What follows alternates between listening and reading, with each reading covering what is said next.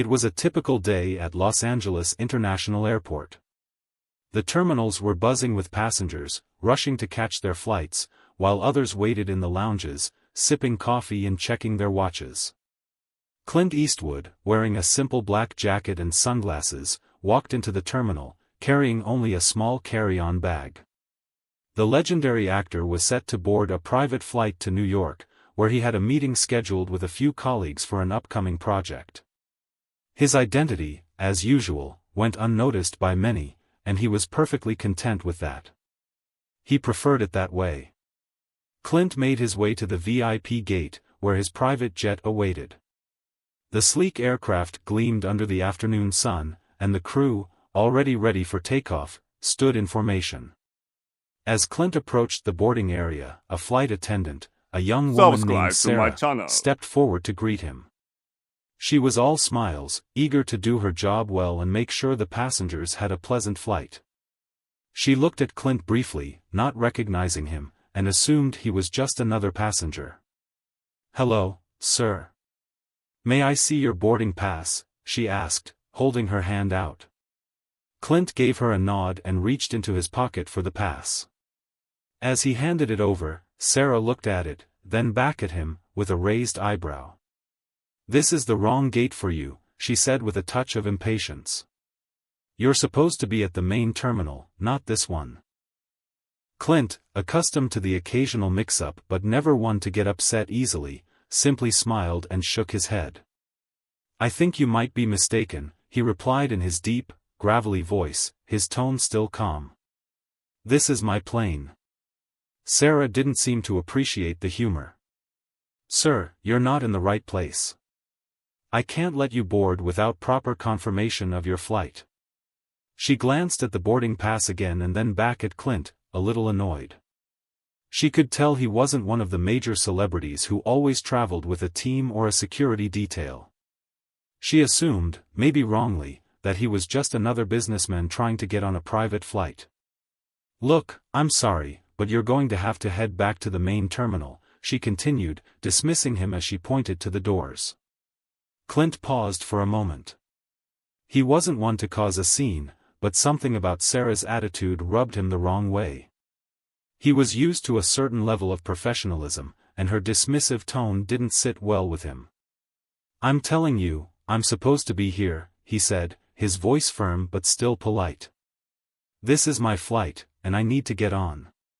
But Sarah, still not recognizing him, wasn't having it. "I'm sorry, but you're going to have to leave," she insisted. "I can't allow you to board if you're at the wrong gate." At this point, Clint decided to let his actions speak louder than words. Instead of arguing further, he calmly stepped aside, and without a word, made his way toward the entrance of the jet. Sarah stood there for a moment, perplexed, not realizing who she was dealing with. As Clint made his way past her, a couple of other flight attendants who were standing by the aircraft noticed him. They did a double-take, clearly recognizing him as he walked past. One of the attendants, a man named Tom, leaned in and whispered to Sarah. I think that's Clint Eastwood." Sarah looked up, her face draining of color as she finally realized who she had just dismissed. Her stomach dropped. She had just sent one of the most famous actors in Hollywood away, completely unaware of who he was. She quickly turned to Tom, her hands shaking. "You've got to be kidding me," she muttered under her breath. Clint, meanwhile, had already reached the stairs leading up to the plane. He turned around, giving Sarah a long, meaningful look, before boarding the jet without another word.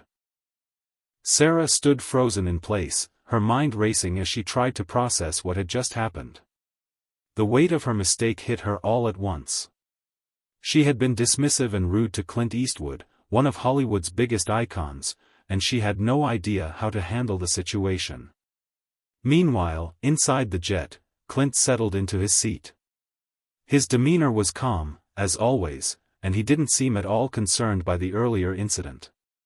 However, the rest of the crew, who had quickly realized who he was, were now on high alert. They scrambled to make sure everything was perfect for the flight, ensuring that Clint was comfortable and well taken care of.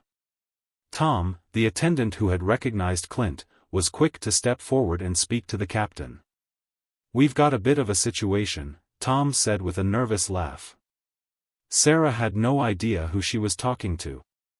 "I think she's a little embarrassed." The captain nodded, a chuckle escaping his lips. "I think we can all guess how this is going to play out."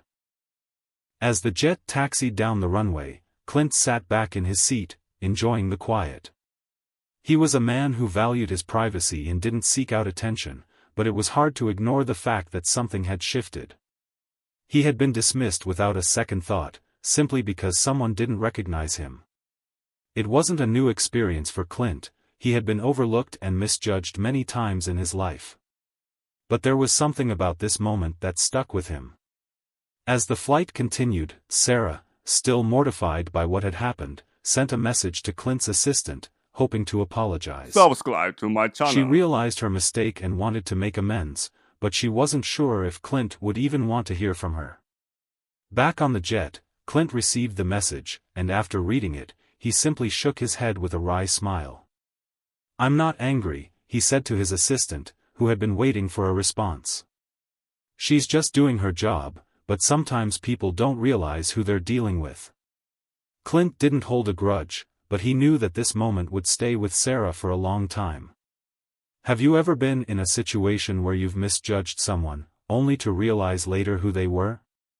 Let us know where you're watching from and how you've handled similar situations in the comments below. And don't forget to subscribe to see more incredible stories like this.